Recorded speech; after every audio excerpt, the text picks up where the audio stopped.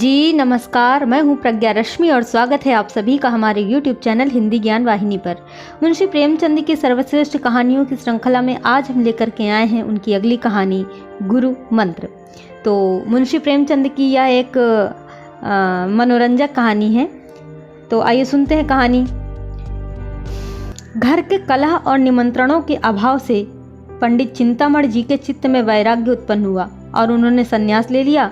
तो उनके परम मित्र पंडित मोटेराम शास्त्री जी ने उपदेश दिया कि मित्र, हमारा अच्छे साधु महात्माओं से सत्संग रहा है, या जब किसी भले मानस के द्वार पर जाते हैं तो गिड़गिड़ाकर हाथ नहीं फैलाते और झूठ मूठ आशीर्वाद नहीं देने लगते कि नारायण तुम्हारा चोला मस्त रखे, तुम सदा सुखी रहो। यह तो भिखारियों का दस्तूर है। संत लोग द्वार पर जाते ही कड़क कर हाँक लगाते हैं, जिससे घर के लोग चौंक पड़े और उत्सुक होकर द्वार की ओर दौड़े। मुझे 2-4 वाणियाँ मालूम हैं, जो चाहे तो ग्रहण कर लो। गुदड़ी बाबा कहा करते थे, मरे तो पांचों मरे। या ललकार सुनते ही लोग उनके पैरों पर गिर पड़ते थे। और सिद्ध बाबा की हाँक बहुत उत्तम थी, खाओ पियो चैन करो पहनो गहना, पर बाबा जी के सोटे से डरते रहना।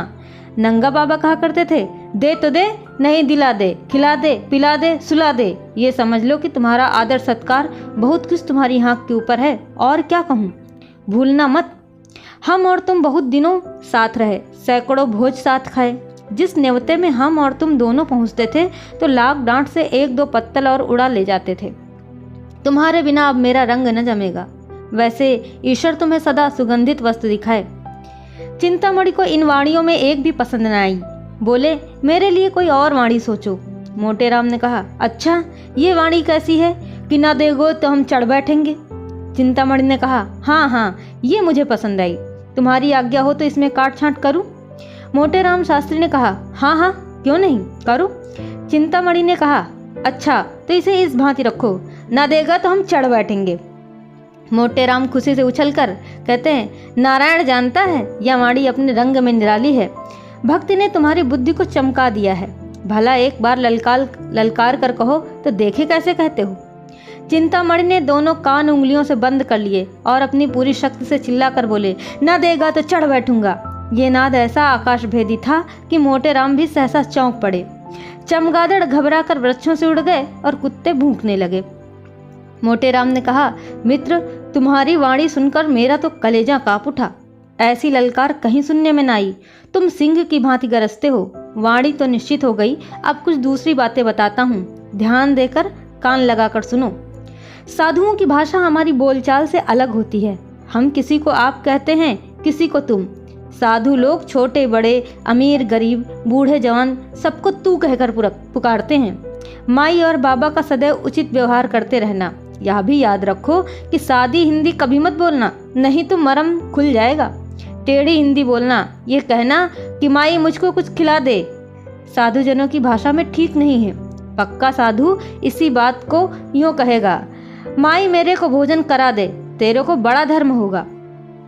चिंतामणि ने कहा, मित्र, हम तेरे को कहाँ तक जस गावें, तेरे ने मेरे साथ बड़ा उपकार किया है। इस प्रकार का उपदेश देकर मोटेराम शास्त्री तो विदा हो गए। चिंतामणि जी आगे बढ़े तो क्या देखते हैं, एक गांजे भांग की दुकान के सामने कई जटाधारी महात्मा बैठे हुए गांजे के दम लगा रहे हैं। चिंतामणि को देखकर एक महात्मा ने अपनी जयकार सुनाई, चल चल जल्दी लेके चल, नहीं तो अभी करता हूँ बेकल। एक दूसरे साधु ने कड़क कर कहा, अरा रा रा रा रा रा रा रा धम, आए पहुँचे हैं हम, अब क्या है गम।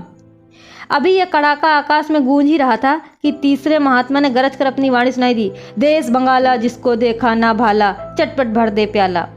और चिंतामणि से अब न रहा गया, उन्होंने भी कड़क कर कहा, ना देगा तो चढ़ बैठूंगा। यह सुनते ही साधुजन ने चिंतामणि का सादर अभिवादन किया। तत्क्षण गांजे की चिलम भरी गई और उसे सुलगाने का भार पंडित जी पर पड़ा। बेचारे बड़े असमंजस में पड़े। सोचा, अगर चिलम नहीं लेता तो अभी सारी कलई खुल जाएगी। विवश होकर चिलम ले ली, किंतु जिसने कभी गांजा ना पिया हो वह बहुत चेष्टा करने पर भी दम नहीं लगा सकता। उन्होंने आंखें बंद करके अपनी समझ में तो बड़े जोरों से दम लगाया। चिलम हाथ से छूटकर गिर पड़ी।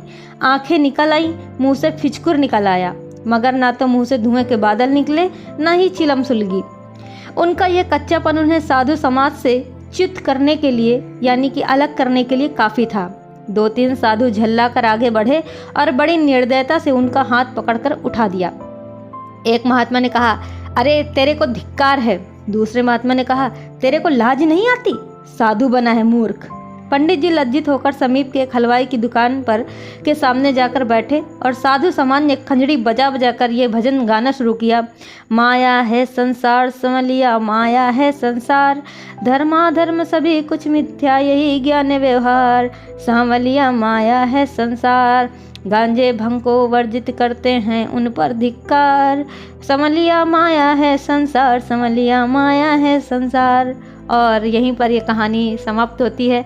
आशा करते हैं कि यह मनोरंजक कहानी आपको बहुत अच्छी लगी होगी। ऐसी ही बेहतरीन कहानियों को सुनने के लिए हमारे साथ जुड़े रहिए। आपका बहुत बहुत धन्यवाद। नमस्कार।